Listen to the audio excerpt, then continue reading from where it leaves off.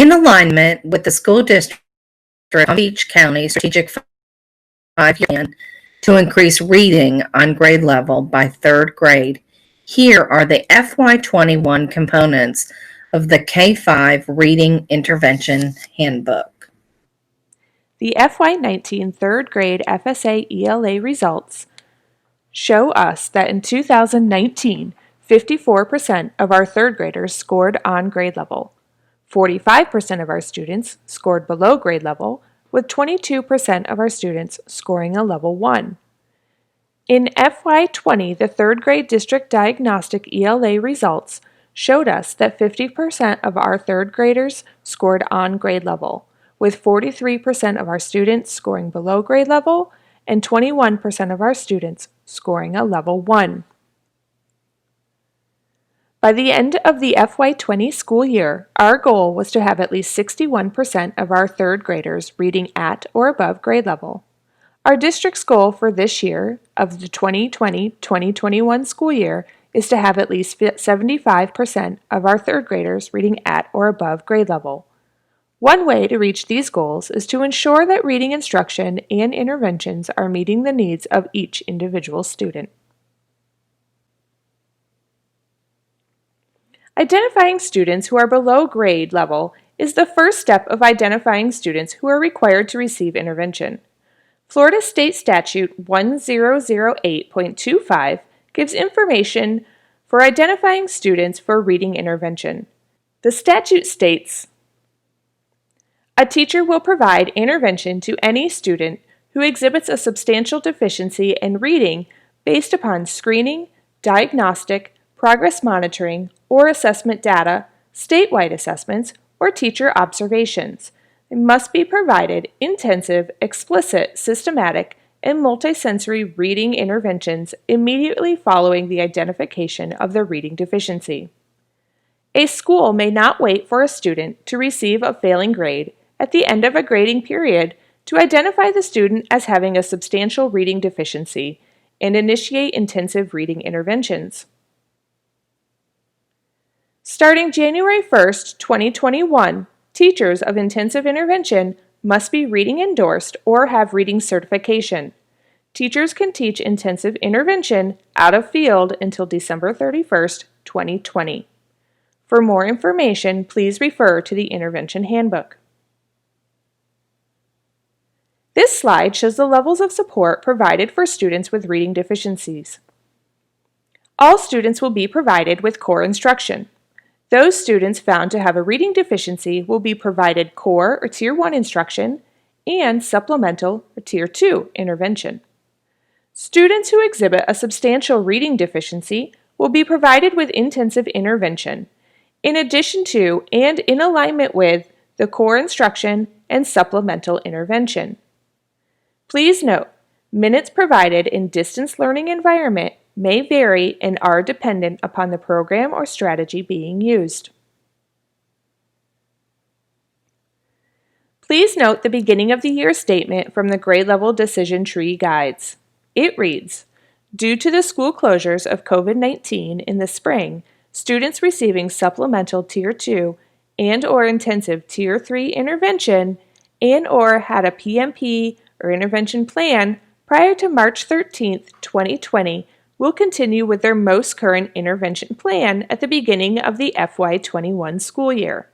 This will continue until more updated data can be gathered after the end of the first trimester. Note, only iReady may be available during distance learning." In summary, initially only students who will be provided intervention will be those students that had a PMP or intervention plan prior to March 13th. New intervention needs would then be determined and decisions made at the end of the first trimester. When determining whether or not ELLs need interventions, a close analysis of data with a team of stakeholders can make this process effective for ELLs. Your school-based ESOL coordinator or contact can help to break down the student data and assist teams in making the best decisions for ELs. The biggest challenge for teams when making these decisions about a struggling ELL is to answer the question, is this a reading deficiency or language acquisition process. The student's individual ELL plan is a critical resource in this process. In the ELL plan, we can find answers to several key questions. How long has this student been instructed in a U.S. school? Is he or she making adequate yearly progress on the English language development continuum? Is the student struggling in other academic areas? Is there a pattern in the data? Is the student showing the same difficulties in his or her native language? The answers to these questions can help determine if an ELL is in need of academic interventions or simply requires instruction that is focused on language development. ELL students who had a documented intervention, supplemental and/or intensive, as of March 2020 will continue them as indicated in their ELL plans until additional data can be collected. ELL plans must be updated accordingly to the documented interventions information. We encourage you to look at each individual student to determine the best course of action to enable them to reach academic success. As a guidance and a starting point, we might refer to the Intervention for English Language Learners as well as the ELL Intervention Course Pro Notes included in the section of the handbook. If you'd like assistance in determining if an ELL needs interventions, please feel free to contact the ESOL Instructional Coordinator supporting the region or myself, Sonia Birch, ESOL and Dual Language Intervention Specialist in the Department of Multicultural Education. If it is determined that an ELL is in need of supplemental Tier 2 or intensive Tier 3 intervention, the evidence-based programs and/or strategies should be documented in the student's individual ELL plan. As a reminder, students with disabilities who are below grade level in reading must receive supplemental support and intervention. ESE services during core instruction do not replace intervention support. If the student's IEP goals do not address the student's reading deficiency, a child study team must meet and determine if supports need to be added to the IEP based on the intervention that is being provided. We begin the process by using the grade level decision trees to identify students in need of supplemental Tier 2 and/or intensive Tier 3 intervention. You will notice there are 3 different decision trees within the handbook: kindergarten, 1st through 3rd grade, and 4th and 5th grade. The first step in using the decision tree is to start with the question at the top of the tree in blue. In the kindergarten tree, you will use the student's Flickr score, literacy assessment system data, or iReady data. On the 1st through 3rd grade tree, you will use the student's most current reading record assessment, or iReady data, to determine if the student is on grade level. On the 4th through 5th grade tree, you will use the student's most recent district diagnostic ELA score, or iReady data, to determine if the student is on grade level. If the answer to the question in blue is yes, the student is meeting or approaching grade level.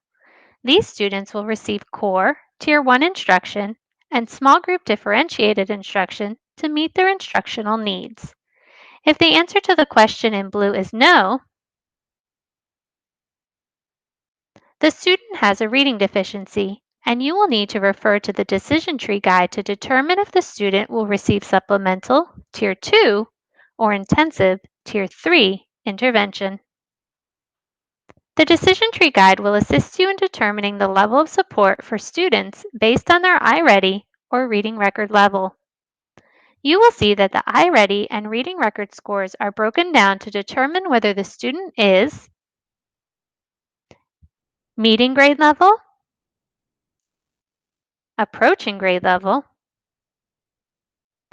has a reading deficiency and will receive supplemental Tier 2 support, or has a substantial reading deficiency and is in need of additional support with intensive Tier 3 support. If the student is in need of supplemental Tier 2 support, the student will receive an additional daily 30 minutes outside of the 90-minute reading block with explicit instruction targeted to meet his needs. If the student is in need of intensive Tier 3 support, they will be provided with an intensive support in addition to and in alignment with core Tier 1 and supplemental Tier 2 instruction for the time period outlined by the specific intervention. Shown is a list of research, evidence-based programs and strategies for supplemental Tier 2 and intensive Tier 3 interventions. Materials have also been included to support our dual language schools and programs. You will want to review all students' literacy assessments to determine areas that pose a barrier to acceleration. The areas of literacy development to be assessed include oral language, phonological awareness, phonics, text processing, and comprehension. The handbook now includes an Identifying a Student's Need for Intervention chart that identifies the areas of literacy development, a definition of each, and assessments that can be used to gain additional information. New to the handbook, you will find a chart with the steps to determine a target for and choosing a strategic intervention. Step 1. Look at the grade level intervention decision tree to determine if the student has a reading deficiency, using the most recent iReady percentiles and/or reading record level and other relevant data sources. For ELLs, consider the ELDC level and refer to the ELL course code notes. Step 2. If the student is scoring within the supplemental Tier 2 or intensive Tier 3 categories on the grade level decision tree guide, then analyze the information further on the standardized assessments below to determine the area of reading you need to start the intervention. Step 3. When an area of need has been identified, then use the research evidence-based program and strategies for distance learning and/or the chart of possible interventions below each grade level decision tree guide to assist you in choosing the strategic intervention and progress monitoring tool. Please note, if a student has more than one need, prioritize the needs by considering the student's strengths and needs and choose an appropriate intervention. Trimester benchmark charts can be found in the appendix of the handbook. Two-way dual language immersion charts have also been included for our dual language schools. These charts can be used to identify a student's strengths and next steps, as well as targets for intervention. In the appendix, you will also find the following supportive resources.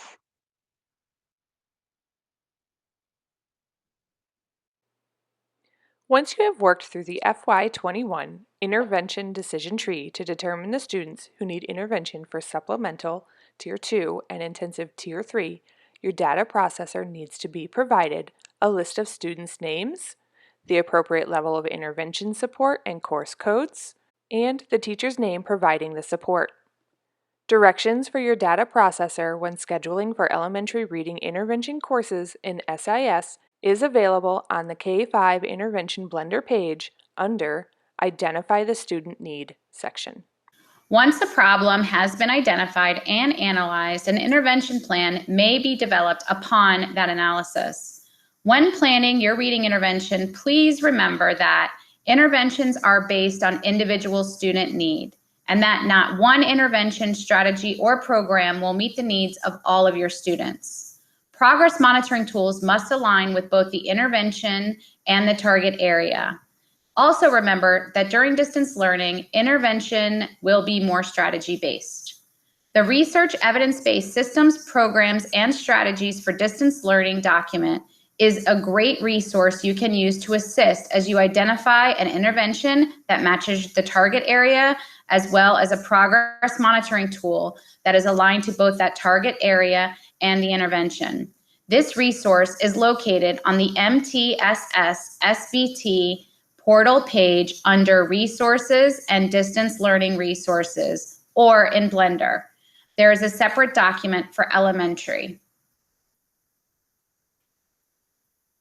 Once the intervention and the progress monitoring tool have been identified, the interventionist is responsible for documenting the intervention, including attendance as well as progress monitoring.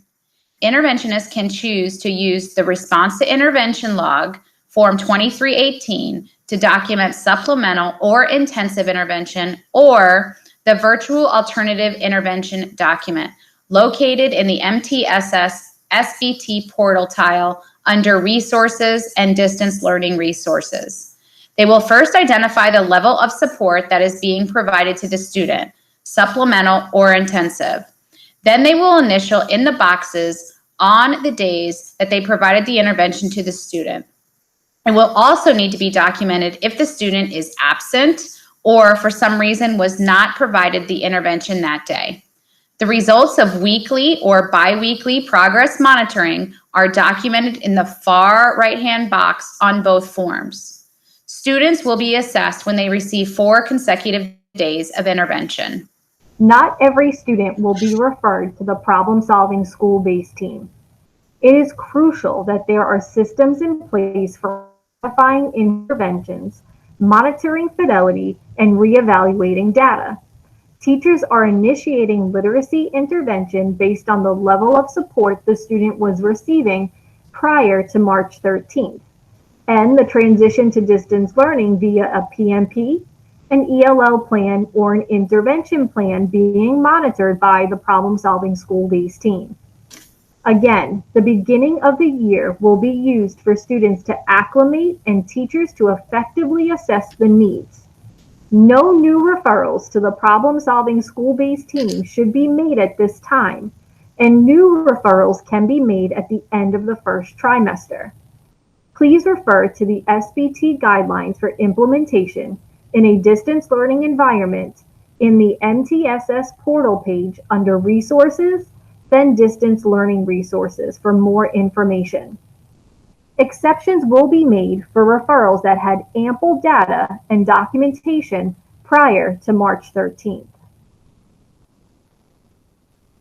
A continuum of supports and the equitable allocation of resources is fundamental to a multi-tiered system of supports.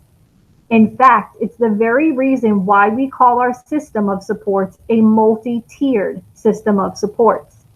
The supports within our system or school are allocated based on the needs of our students and at the level of intensity necessary for them to reach their full potential.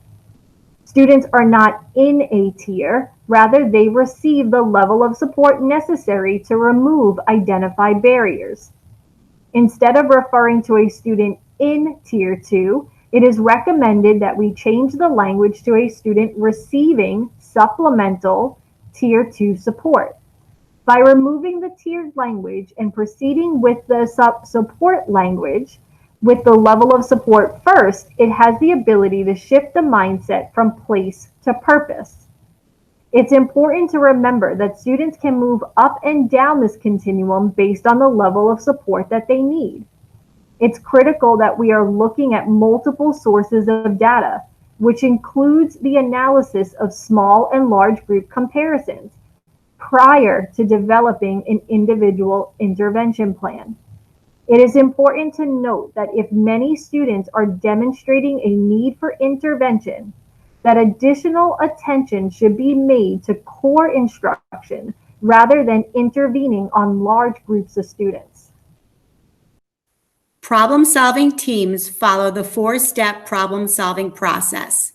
Step 1, identify what the problem is. Then, step 2, the team determines why the problem is occurring. Then, step 3, the team determines what they are going to do about it. The intervention occurs for the student in between steps 3 and 4. Step 4 is the last step. The team reconvenes 8 to 10 weeks later and reviews all data collected and determines how the student responded to the interventions provided. It is important to remember with these revisions to identifying students in need of literacy support that not all students will be going directly to the problem-solving school-based team. The problem-solving school-based team is one venue for problem-solving on the school campus. Please remember that a reading difficulty is not necessarily a disability. Ample time should be provided in order to remediate identified needs. Foundations reminders. Foundations is a supplemental phonics program that can be used as core phonics instruction in the general education classroom. If using Foundations for whole group instruction, then supplemental instruction would be double dose lessons 3 to 5 times a week in small groups. If Foundations is being used only as an intervention program and you are using it for RTI Supplemental Tier 2, then you must deliver the standard lesson 5 days a week and a double dose lesson 3 to 5 times a week. The double dose lesson plan format and guidelines are available on the Foundations Prevention Learning Community website. Progress Monitoring Plan. A progress monitoring plan is used to monitor students performing below grade level.